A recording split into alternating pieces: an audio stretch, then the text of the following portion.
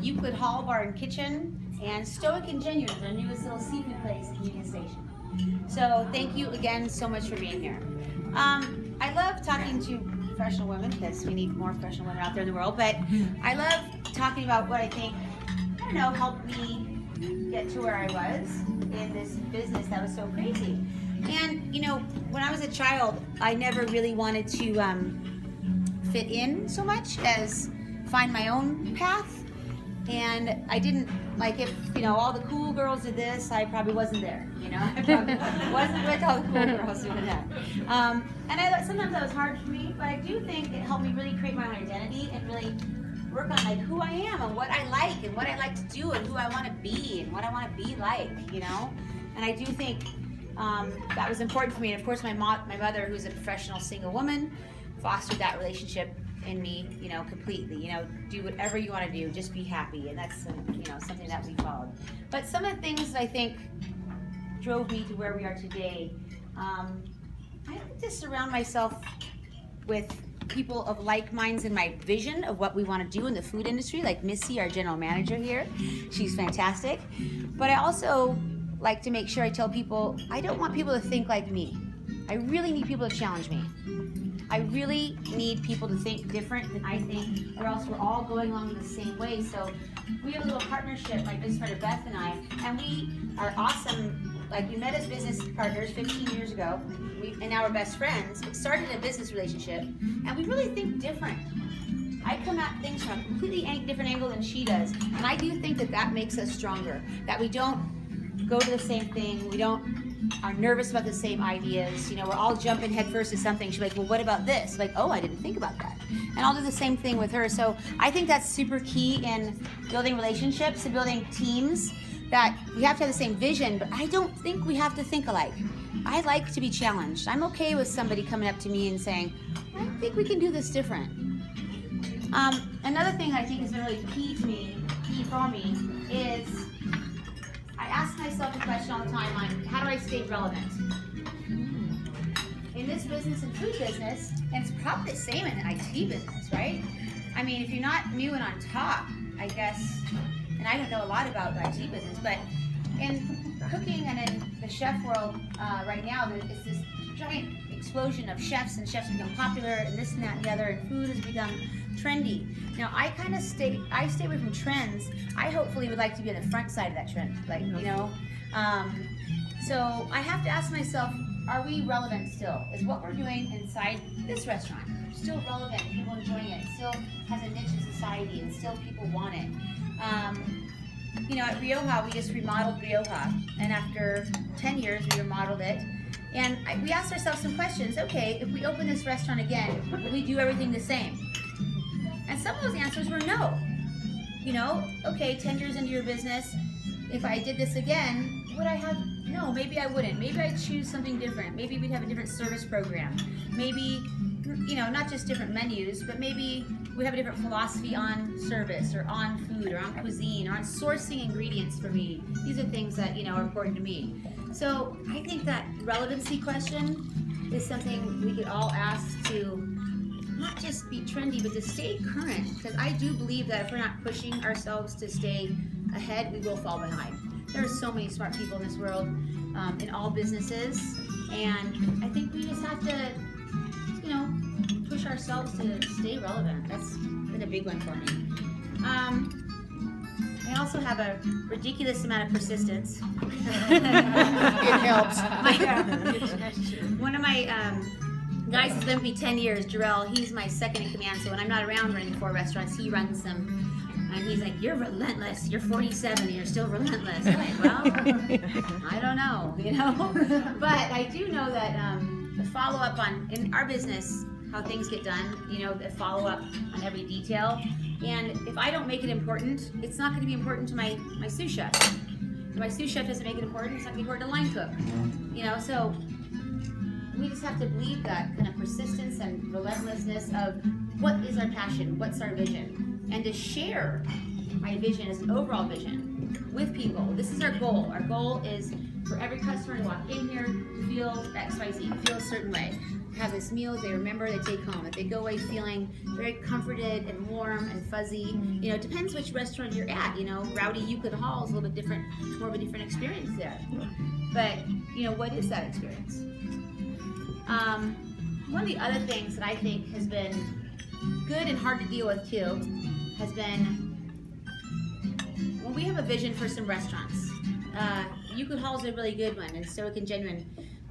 With us in our little restaurant groups called Crafted Concepts, we aren't trying to replicate what we do at another location. So it's not going to be another Rioja somewhere or Bistro Vendome. And that's important to me. It's not important to everybody, but that's important to me to have this individualism. And what does that neighborhood need or want? What could be really interesting for people here? What would draw people to this area?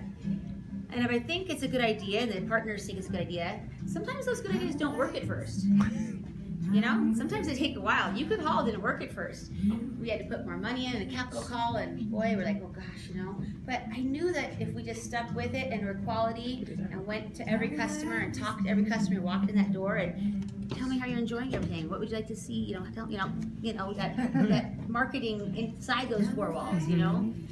And now I think Euclid Hall is, you know, one of the most interesting, funky places that people really think is individual, and people are trying to copy Euclid Hall, you know. But sometimes staying true to your vision through adversity is hard, you know, because it's easy to homogenize and be everything to everyone. And I don't necessarily, that's not my business model to be everything to everyone, you know. Cheesecake Factory, you can get anything for anybody over there. Somebody will find something they like in the menu. I hope that when you want a little French bistro, you come here because that's what you want.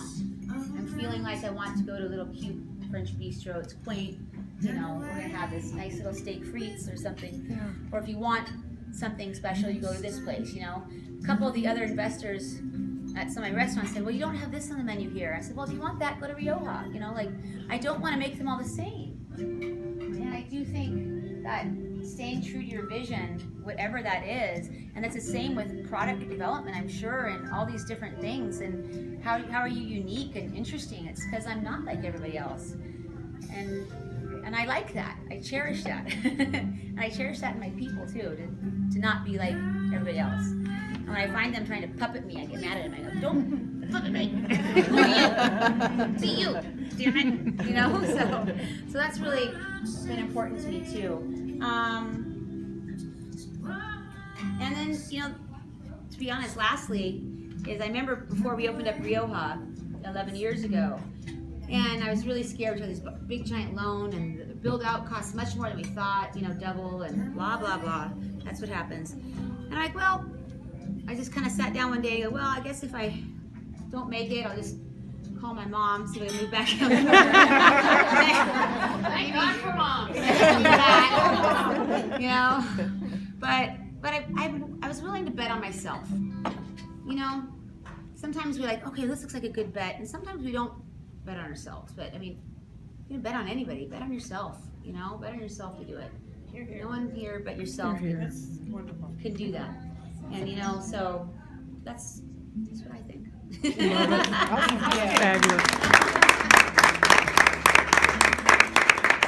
But you know, that's just a little thing of what I love, makes me tick. But what do you guys like to know about restaurants or me or business or you know, men in my business are you know, I think my business is predominantly male dominated because there's a physicality to the work that sometimes is tough.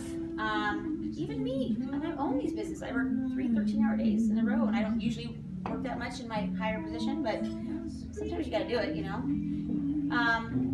But I think mostly, you know, kids having a family is very difficult in this business, in any business, because how do you balance? And I don't know the answer because I have dogs. And a dog door. Exactly. Yeah. So I think, and I have some awesome people that work for me that a couple of my chefs, and they have kids, and I just blown away every day in how they do it and how they just excel at what they do, having family. You know, so for me, I have a hard time. I'm like so all or nothing. I'm like, okay, well, if I do have kids, I'm gonna probably not want to be a chef anymore because I'm gonna be all about having my kids and all about that.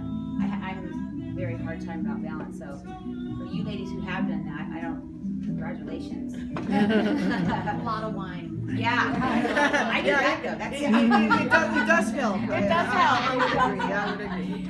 But yes. I have a question, if I may.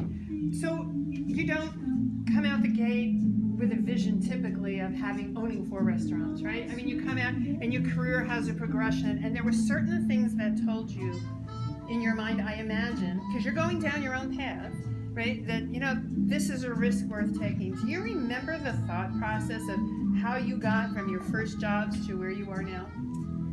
That's interesting. I do remember when we opened up our 4th restaurant, going back into the planning and getting loans on that stage, and I thought to myself, boy, ignorance is bliss, So when I opened up Rioja 11, 12 years ago, I didn't know half the stuff I know now, and wow, I actually made it. Ooh, I got lucky, like ignorance is bliss some days, Now the more I know, the more actually I'm a little bit scared of. The more I know. I think that's true. Funny, Yes. Lots of entrepreneurs say that. Right? Yeah. So, but my progression, for me being younger, after I went to CIA in New York, upstate New York, one of the best culinary schools in the country. And then I worked in New York City for a couple of years. And when I worked in New York City, that kind of changed me. I'm a California girl from Santa Barbara. Pretty laid back, beach. But I saw how everybody worked at this pace in New York City. And if you didn't, you just got ran over, I'm from there, I get it. Yeah, so I kind of learned that, and I also learned, I really want to do things at a different level. I had a teacher at school who said, no, Jen, I see you working, because I've had 3 jobs on campus. And he said, I'm going to get you a job at this place called the Rainbow Room, and it's this famous restaurant. I didn't know what it was, I'm 19 years old, I have no idea. But it's this famous restaurant that is being rebuilt and reopened. And my first day was opening day on New Year's Eve, and I worked 18 hours, but it was this great show, and it was this thing we did every day. It was this massive, every day was this big accomplishment. I just loved being part of that energy. So I'm addicted to the energy of the restaurant business. How fast-paced it is, and I love that. And then when I met Wolfgang Puck at the Rainbow Room in New York, and then when I went back to California, I looked him up, and I'm like, oh, I met you in New York, and he told me to come look you up. He's like, I don't remember you. But I was persistent. Again, persistence. 6 months later, I got a job with him, and of course, I worked with him for 11 years. I ended up being his corporate chef in charge of 24 restaurants. So I didn't give up. But, so I just pushed myself to, okay, I'm going to work for the best people. And Wolfgang would ask me to move to Chicago or Las Vegas or San Francisco, or he sent me to Paris. And he moved me over, and I was like, okay, I'll move wherever, because I was single at the time. As long as I'm learning, And then at the point at which I felt like I should go out on my own, then I did. In 2000, I came here. But I wanted to just keep learning from great people around me and sucking all their knowledge out, And then when I finally was getting, to the point where, okay, I think I'm ready to do this on my own. There was a few times when I thought, I'm like, Wolfgang, I'm ready to be a chef. And he's like, no, you're not. And I was really, but he was right. In retrospect, he was right. I didn't quite have the confidence in my decision making that I needed. Because when there isn't anybody above you and your peers, they watch your confidence. They can see it in your eyes how you feel about these decisions. And, there's a little crack, the water moves in, And so he did good by me. He was always very, very good with me, He loved women in the kitchen. He loved, he was always supporting tons of women. And he was actually a very good employee. I didn't know it, but from 19 or, I said from 20, 21 on, he offered 100% paid for health insurance to every single person that worked for him. Wow. Ever, from every dishwasher to higher up, 100% paid for. Nothing came out of my check. Wow, that's very generous. He was just always a very generous employer and very good, and that's why everybody wanted to work for him. But so I was lucky too. I worked with some good people too, and you always use a little luck along the way. Yeah. Exactly. We'll take it. Yeah. So I have a question and a comment. I'm going to give you the comment first. Yes. When you have those little security questions that websites ask you, and Yeah. you say, what's your favorite restaurant? Uh-huh. Mine is Rioja. Ah, thank you. Thank you. That's awesome. So just so you know, I thought you might like to know that. Thank you. Because it is. So, and the question is, are you taking new investors? Yeah. Maybe. Well, we're not doing any projects yet, and I'm one of those people who, like, I love Troy Gard. He's awesome. He's got maybe 16 restaurants now, or Frank has like 11. I'm just I want to be. They all need to be perfect for what they are, and I know they're never gonna be perfect, but they all need to be great. And I don't want my brand, my name to be diluted with something that I don't feel is ready to be great. Awesome. This kind of leads interestingly into Excellent. my question, which is, I don't know if this is the right way to put it, but what's your exit strategy, right? Like, how do you, because you have to be so hands-on, and it is about you and the experience, especially if, you know, as a chef and as an owner, if you're not there, feet on the ground and seeing what the customers are doing, like, how do you do that? I know. How did Wolfgang Puck maybe do it so that he can I'm working be on it. comfortable with that? Well, so Jarrell, my second hand Jarrell, he is brilliant. He's really good. And I have some brilliant chefs at all my restaurants I really see moving up. But it's me. I'm the problem. I want to get back in there.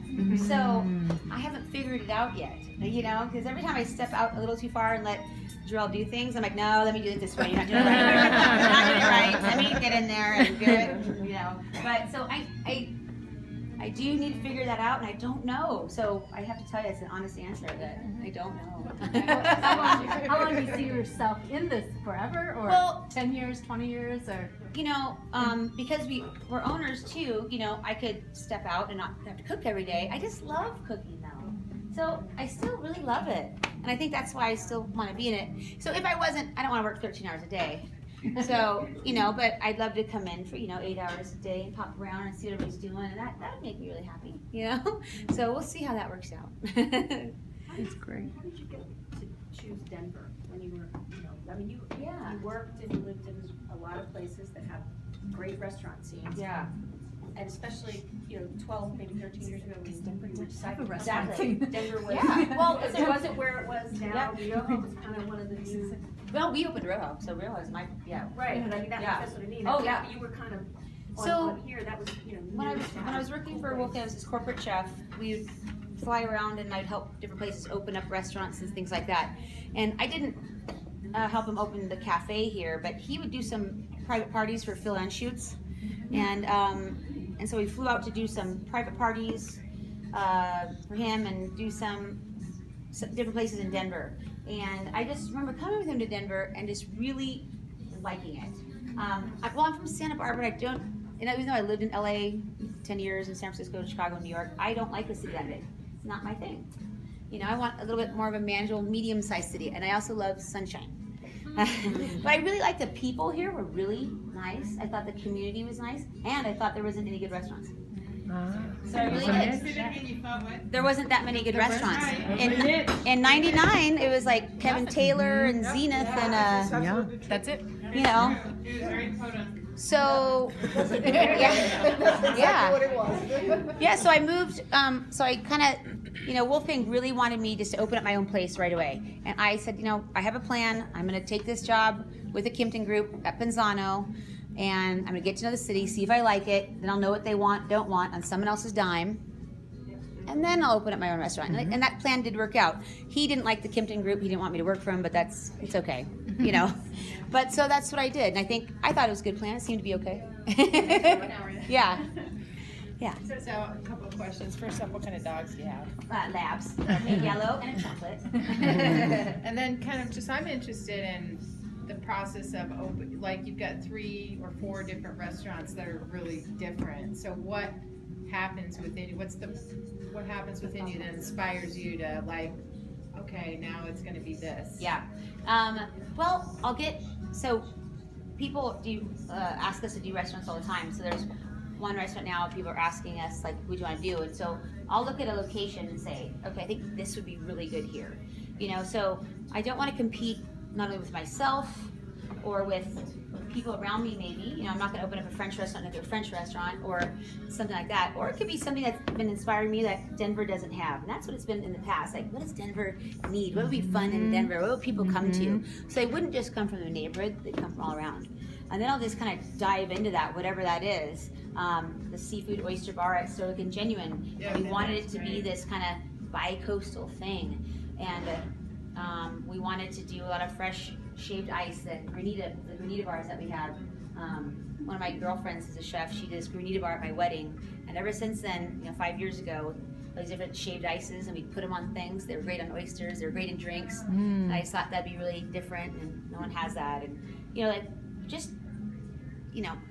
I just try to think about what's interesting and different and unique, and what do people want, and talk to people. Then I'll start cooking, making food, and trying it in my restaurants. I am open and see who likes what. Kind of grassrootsy, I guess. Does the space come first, or the idea for what goes in it? Well, I have ideas floating around my brain, but if it doesn't fit the space, it gets thrown away. So the space could come first. So we didn't. When we got offered to Euclid Hall, we didn't know who they were, but then right away was like, I know it'll be perfect there, So sometimes it could. I don't think it's good to just shove anything in any space. What was it before you were? It was Martini Ranch. And then it was Sophie Smith's back in the day. Oh my God. Yeah. Yeah. That's right. Yeah. So, another question that's business and balance. You brought the balance a couple times. And thank you for coming to Ponzano back in the day. Yeah. When I worked for Mr. Anschutz at Quest, we used to go there for lunch all the time, make vendors take us there because the food was so great. But a lot of us I know don't live in Denver because in pursuit of balance, we needed to live someplace in the suburbs. Yeah. Help make it easy to raise children and whatnot. And the 23 years I've been back in Denver, we've struggled to have any good restaurants anywhere outside of Denver. Yeah. What would it take to entice a chef to actually look at Arvada where I live, or Littleton where I used to live, or Golden? I think, to be honest, because we have had deals out there, but they have to be something where there's a build out of the space per our specifications. That someone will do the build out for us on their dime, and then the rent looks, so some of my friends have restaurants out there, it's like weekends, but not middle of the week, or, so it'd have to be a great rent deal, and probably, and the build out, not just tenant DI, tenant finish or something, but it probably, and that's what, when I was with Wolfgang, I opened Spago in Las Vegas in '92, and it was the second, Emerald Lagasse put one in MGM, I don't know if you guys remember in Las Vegas, that was the first, kind of celebrity chef restaurant. And then Spago, and I remember Wolfgang was just scared, because it was Las Vegas, and no one knew that what would happen, And they built out the restaurant, gave a great rent deal. Then of course that construction can go up from there for the owner. But it'd have to probably be something like that. It'd have to be a sweet deal. So I for sure would be Easy okay. just to show up, implement your concept, and get on with it. Yeah. Well, it's still hard to do, but enough comfort to say, okay, if the volume isn't where I think it'd be, or if people aren't gonna like it, I could make it at a lower volume. So for someone like me, the break-even point on it would have to be at a lower place where I feel comfortable. Yeah. Because the rents are high in downtown, but I think the foot traffic is high, and whatever's high, and I know it. I don't know the suburbs. I live 3 miles from here, in Sunnyside, so I live really close. Yeah. But I think it has to be something like that. I think there are those deals out there. I don't look for them, so someone have to come to me because I don't know what to do. I stay in the kitchen too much. Can we do one more question? Because she's been really nice with her time. Yes, absolutely. Oh, sorry. So, you don't see an exit strategy, but what would your blue sky perfect world be? Would it be the celebrity chef, a mass chain of restaurants? No, not that. No, I don't necessarily desire to be a celebrity chef. It is nice to have some celebrity because then it helps the volume in your restaurants. So let's just be honest, it does help if people don't know where to go in town. Oh, I've heard of Rioja, she won a James Beard Award or something. That does help. But that's not necessarily a dream of mine. I think maybe 1 or 2 more restaurants. That maybe are a little bit more profitable than maybe now. I just love everything. We just put all of our money back into our restaurants, but we're just kind of those people who. That's what we do. I want to mountain bike more and live half time in Santa Barbara and half time here. There we go. That's pretty good. Great. Thank you so much. Thank you so much.